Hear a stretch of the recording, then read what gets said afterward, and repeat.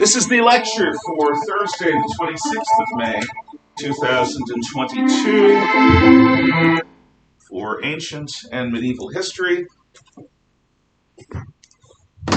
And we have just concluded the 1986 film, The Name of the Rose, which I hope you understand now why I showed it. Before we go into today's lecture, I will invite you to ask questions, and I may feel free to ask some of you. Let's start with your questions, if any.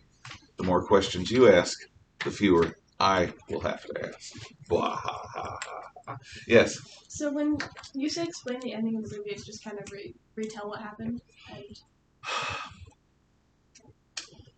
What I mean is for you to find a moral, if any, in the story. What is the lesson? Now, the ending is, you can explain it, what Jorge's insistent pride led him to, which was not a happy end, or what Bernardo Gui's fanaticism led him to, which was not a happy end.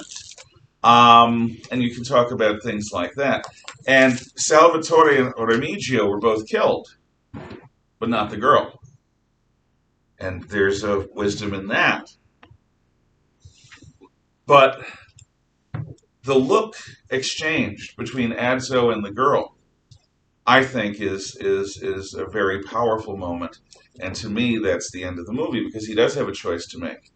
Now, the thought of a young nobleman, which he is, giving up his the life his family chose for him as a monk or as a Franciscan friar, in order to live among the filthy, ignorant peasants out of love, with the desire of helping them. Actually, that's a viable option. Or is it? Think about it and come to your own conclusion. In fact, what I should do is shut up and give you 5 or 10 minutes to answer the rest of the questions, which is what I'm going to do. We will start lecturing again at just before 8:30. Please don't talk. Please write. So, before we go on, I will again offer you an opportunity to ask me questions before I start asking you questions. Yes? For number 5, Read it. when it says, describe in general the black-robed Benedictine monks, what were their goals? Well, to live apart from the world. The Benedictines, remember, follow the rule of Saint Benedict. They're sort of hermits that live together, which is a contradiction in terms, because hermits usually live alone. But what these hermits do is they live together apart from the rest of the world, separate from it. So, whereas the Franciscans are defined by their desire to serve the poor, and the Dominicans are defined by their desire to teach true theology, which we'll get into, the Benedictines are dedicated to living a life cloistered away, separated away from the world, devoted to God. That's their thing. That's their goal. Other questions? Okay. Actually, I guess I will just go on to what I was going to talk about. I will remind you that the universities that were set up after the cathedrals were done were set up behind walls, because the ideas they dealt with were so dangerous that if they got out into the community unquarantined, they could cause peasant uprisings or other Albigensian revolts. Okay. I'm taking this last bit of lecturing on the High Middle Ages from my notes in the Late Middle Ages. The truth is, they come sort of on the cusp. And because I've showed you this movie, I wanted to afterwards talk to you about the different orders. So, let me start. The baseline in monastic orders that we've talked about is, as I just answered, summer, the study of the Benedictines. These monks were in the West, and they were for people who in the East would have become hermits and gone out and lived in the desert like John the Baptist. But in the West, you can't do that. We have winter, we have rain. It's just impossible to have lots of people living in the wilderness as hermits. The climate doesn't lend itself to it. So the Benedictine vows of poverty, chastity, and obedience are there to separate a monk from his family, from his wealth, from the desire to have a legacy in the form of family or wealth, and to focus them on worship of God. And that means the vow of obedience is a denial of one's own ego. All of us have judgment. All of us have values that we like to base our judgments on. And American freedom is based on the notion that you all are at your best when you're making these value judgments. That what you are decision makers that go around the world making judgments about things. Oh God, I know that bothers you. If you think about it, a lot of you, because a lot of you really don't want to judge other things or other people, makes you feel all superior and obnoxious, but you do that. So do I. You know it. You have to. If you don't decide between, let's see, having a fun afternoon playing a board game or having a fun afternoon jumping off a cliff, you're going to die. Is there water? Yeah, there's water 300 feet down. Can I bring a parachute? No. Okay. That's what hands are for. Hands are for flying. Can I at least put on some floaties so I don't drown? A bungee would snap you into the It rocks. says floaties. Oh, a floaty. Yeah. Nah, no. Unless your floaty is made of helium or hydrogen, it's not gonna really work. If I have a 300-foot slide. There you go. If I have an air mattress, do you think I could make enough? Well, drag that would to be the not thing. die? They have these things called. They have these. They're like hamster balls for people. And I they're with have air one. pressures. You do. It was like I used to. I'm not sure Okay. if I still do at my mom's, but it was like 6 feet by 6 feet. That's so cool. Yeah. And I you only can used walk it- on a lake with that. Just hope you don't get blown I out. only used it Yeah. like once, because the thing about those hamster balls is that it's not like an air membrane. You're trapped in there with all the air, Yes. and then there's a big zipper, Yeah. and you're like, there's water all underneath you, and Yeah. it's scary. I had If- a- Because if you like go out onto the water, Mhm. or like if there's a little hole, you are going to die. Yeah. Well, no, if you don't get out in time. And also, there you are on the water. Yay! I'm defying gravity. And then the wind goes.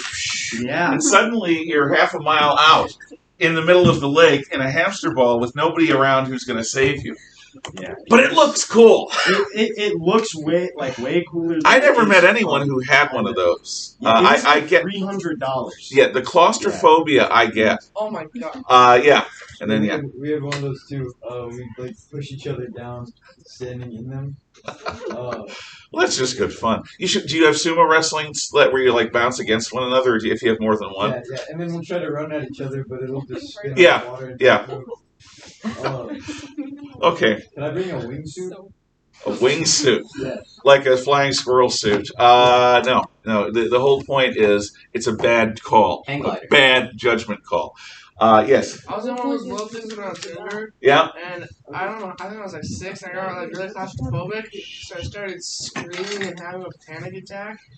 Oh, it was horrible. It was Oh yeah, traumatic. because you're trapped inside a plastic ball, and if the zipper gets stuck, you better have a knife. Yeah, you always Because have to have a knife. That's what my dad said. He said that I should bring a knife with me. And, Nah. but then I was like, but then what if I like drop it and it just Well, pops no, you bring a little hole? switchblade. You bring something that folds. Yeah. You don't want a knife that you'll go and no, that's not a good day. Machete. It's You a gotta bad. bring machete. Oh, machete kills. Anyway, sorry, Or like it's a boxer. bad. That would be perfect, like a boxer. Yes, it would. Box cutter would be because of the sharpness of the razor blade. So, anyway, the Benedict. I don't know how we got from the Benedictines to plastic floaty balls, but there we did. Okay. Francis is a young nobleman from the Italian town of Assisi. And he's not a sissy, damn it. Francis of Assisi, much like the Buddha, Prince Gautama, rejects the wealth and privilege of his background, and in a moment of religious ecstasy, leaves all that behind. He gives up his clothing and he wears basically a burlap sack. with a rope around it and simple sandals. The gray robes that Franciscan friars still wear today, are based on burlap sacks. Imagine going through life wearing basically a bag that you would store feed grain in, with a belt, a twine rope, and if you're lucky, cheap sandals. What Francis does is he explores the world of poverty, again, much like the Buddha does. And his conclusion is that the heart of Christ's life was personal service to people in need. Christ didn't sit around in Jerusalem talking and writing. He went out into the small places of the world, places no one important cared about, and he met people who were in need of faith, in need of hope, in need of healing, in need of food, and he provided those things as best he could. Being the Son of God, he had miraculous abilities, which he sometimes used. And sometimes his messages were harsh. If you have a friend who's screwing up their life by making terrible decisions that lead, say, for example, to addiction, there's no nice way you can say, hey, pal, I love you, but you're screwing up your life, and you're on your way to addiction. And that, it does not end well. That is a bad road to be on. That is a bad path for your life to take. And the likely response that they will give you in the midst of their desperation to satisfy their addiction, I'll quote a song from the 90s. It's not a habit. It's cool. I feel alive. If you don't have it, you're on the other side. I'm not an addict. Yes, you are. And I know this because people, when I was your age, who I loved and were close friends with, went that way, and it's terrible. It's basically like watching somebody commit slow suicide. So sometimes what Jesus said was harsh because people needed to change. And changing your own life is one of the hardest things to do in the world. I know. So what Francis does is remember the story of the Good Samaritan. And I think I told you actually a story about a modern version of it. I'll tell you the modern version. At Princeton Theological Seminary, one of the best Protestant seminaries in the United States and in the world, a bunch of theology students who were working on an essay, researching and thinking about the theology of the Good Samaritan story, were invited by a local radio station as individuals to come and speak on the air at a time when being on the radio was a big deal. This is before television, about the Good Samaritan story. But it was an experiment.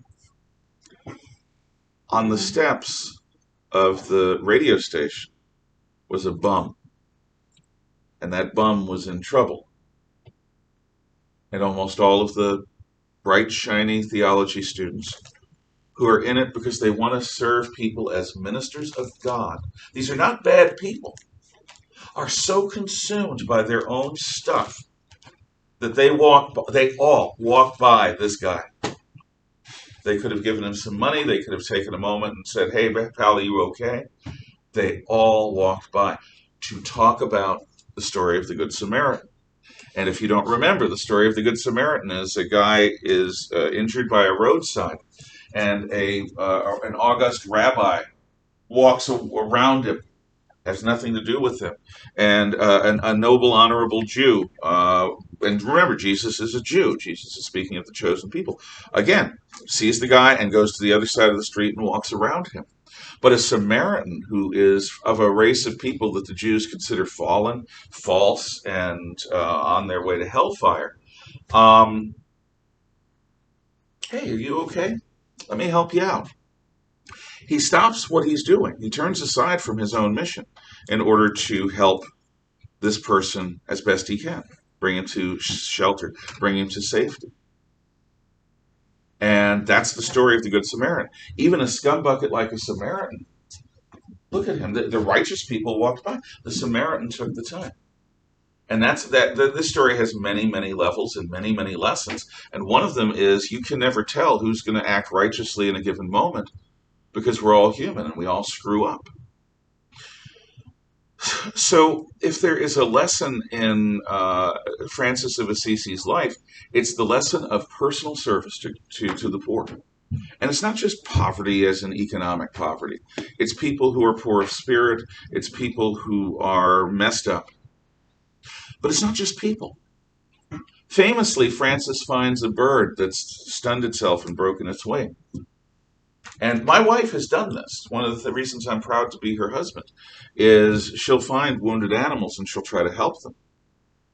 But to help an animal like a bird that has hollow wings is beyond certainly what I'm willing to do most of the time. But Francis stopped and he cared for the bird, got it calm, and splinted his wing and fed the bird until the bird was healed enough so that the splint could come off and the bird could fly away. Think about that. I almost hit a squirrel on the way to work this morning. I'm glad I didn't. There's talk about the traps that are set up over by the drama and music sheds, because we apparently have marmots and they're vermin. They're going to cause problems. They'll eat into the electric wires. They carry disease. They're a real pain in the neck. So we've set up traps.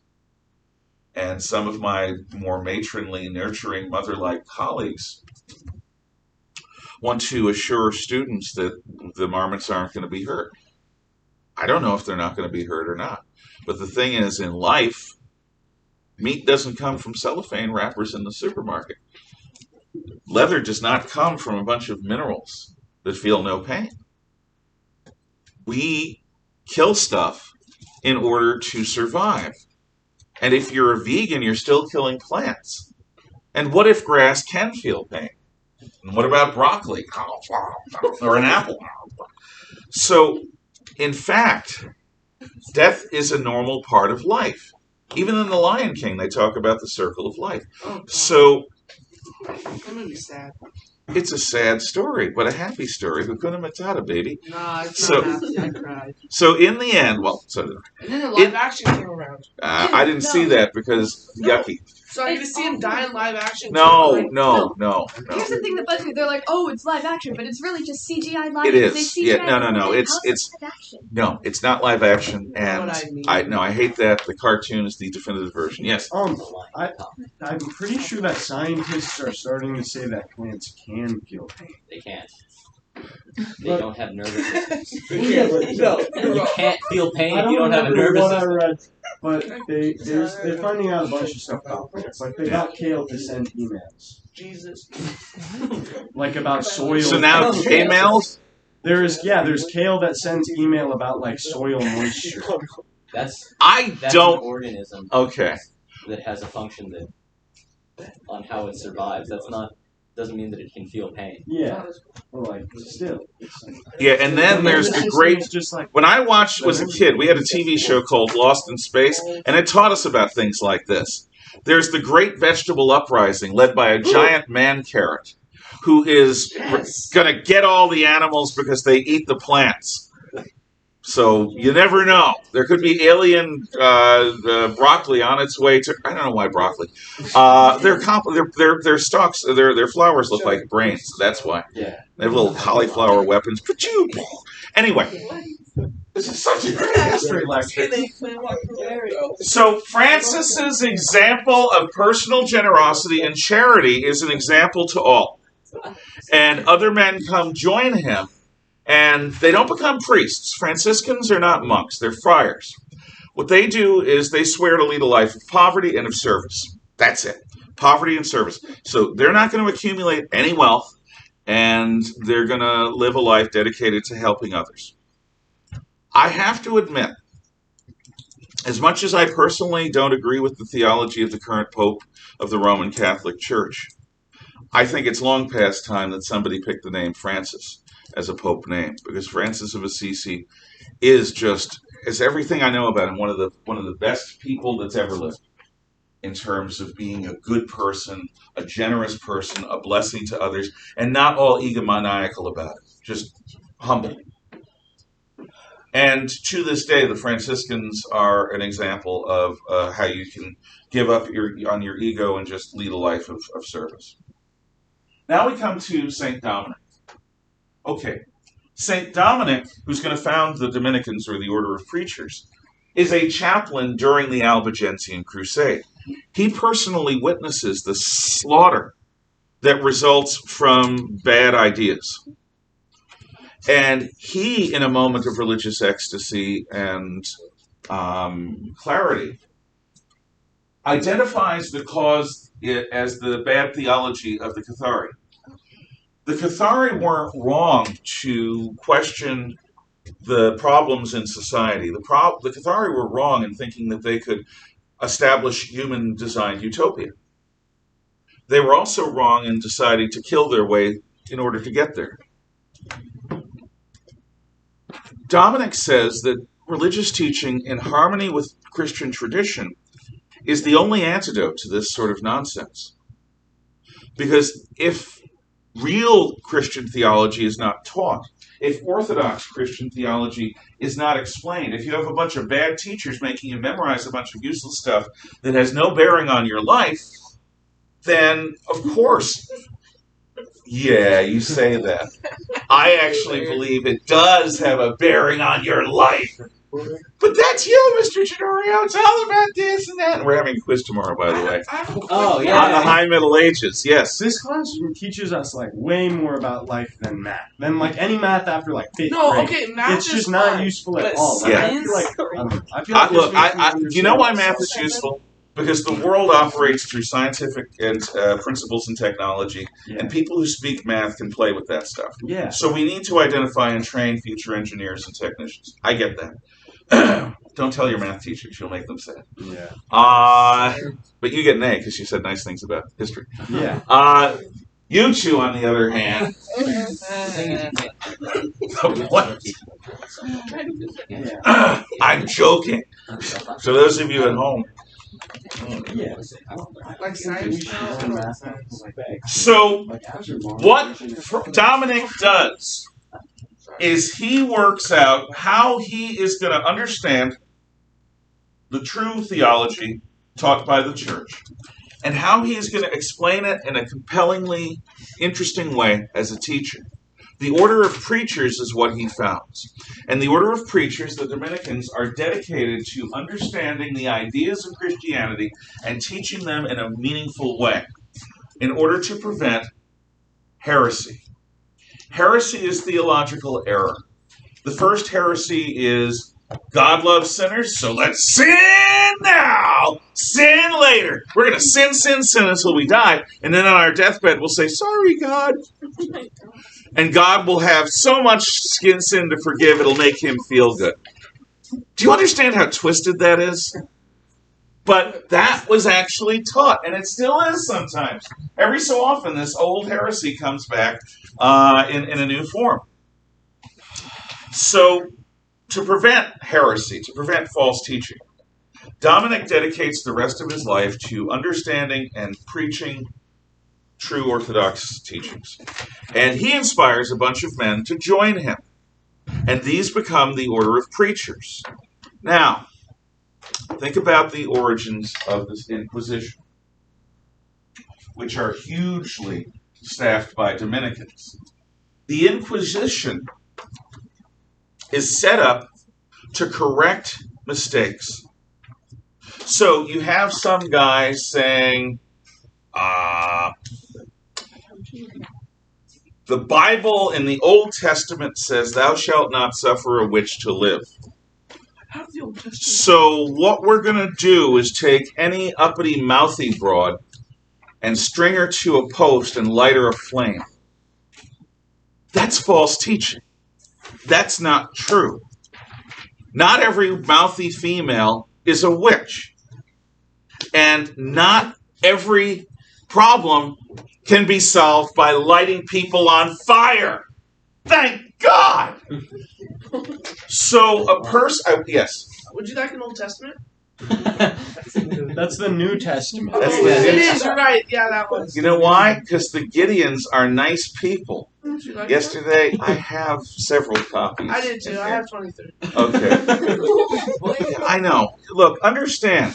The Gideons are not stupid. They were here on the street near campus yesterday offering people free New Testaments of the Bible. Why? Because they have this crazy notion that the Bible has good messages, and maybe if you read it, you'll become a better person. But we, of course, have, how can I put this gently, bozos who decide that it's fun to just, every time you walk by a Gideon, Hey, take a Bible. I was passing them out. Okay. Good. Yeah. He's a Gideon. There you go. Pretty much. Daniel G. No. Could be. Gideon, yeah. No. Gideonowski. No. Anywho, fine. No. They understand that some people are being bozos, but they still do it out of a sense of duty. Not for you. Not you. You do it out of a sense of fun. Because that's what God's word is for, just for fun. Exactly. There were like, I think there were 10 of them. There was, If like, lightning set up strikes all me, of you'll them. know why. Because there were Sorry. two guys. Anywho, Kids. anyhow, human nature being what it is, since the Inquisition is set up as a court to correct people who are mistaken in their theology and put them on the true path, since it attracts people who like to always win arguments and people who like to always be right, the Inquisition, and because politics being what they are, the Inquisition changes fairly quickly, and it becomes a place where if you put a foot wrong and you don't fully recant, apologize, say, I'm sorry, I was wrong, don't listen to what I said, your life, as you know it, will end. You will be tortured or you will be burned at the stake. Now, does this sound at all familiar? Some guy makes a joke that has a racial overtone or an overtone that isn't perfectly politically correct, and suddenly the cancel mob, there's no excuse! There's no room for intolerance in our diverse society! We all must be tolerant of everything except intolerance! And what the person who put a foot wrong often does is, they're like, what the hell? I'm sorry. Didn't mean it that way. You were wrong! Okay, I'm really sorry. You're going to be canceled. You're going to lose your job. You're going to be thrown. I'm really sorry. I was wrong. Don't listen to what I say. So if you understand, today we do have people who are wannabe inquisitors among us who are waiting for every one of us No wonder I can't be to slip up and reveal the fact that we're evil, racist, sexist, misogynistic, homophobic, cisgendered, white supremacist. Larry Elder, who's a black man, who's a conservative. Clarence Thomas, who's a black man, who's a conservative on the Supreme Court. They've both been called white supremacists. They're not white! Makes sense. But that's okay. Because, unfortunately, the road to hell is paved with good intentions. Dominic had good intentions. The Inquisition was established with the idea of correcting error. That's a good intention. But when it became political and a tool of oppression, it became one of the scariest tools of oppression in the entire history of Western civilization. On the other hand, the Dominicans produced the greatest philosopher of the Middle Ages, St. Thomas Aquinas, who is a Dominican preacher and a professor at the University of Paris. Thomas Aquinas comes up with a philosophy called Thomism, which is still the guiding philosophy of the Roman Catholic Church today, has been since his time, and is a major philosophical movement harmonizing first-class philosophy with Christian medieval theology. His Summa Theologica is one of the great books of Western history. So, that's the Franciscans and the Dominicans. And the Dominicans, Bernardo Gui was a Dominican, but he was a bad example. And the Franciscans were the Grey Road guys. Tomorrow there will be a quiz on the High Middle Ages. We've been talking about it. Study. Good luck. and you may talk among yourselves until dismissal. Thank you. Do you want us to turn in the Oh, yeah, turn in your movie worksheets if they're done, please.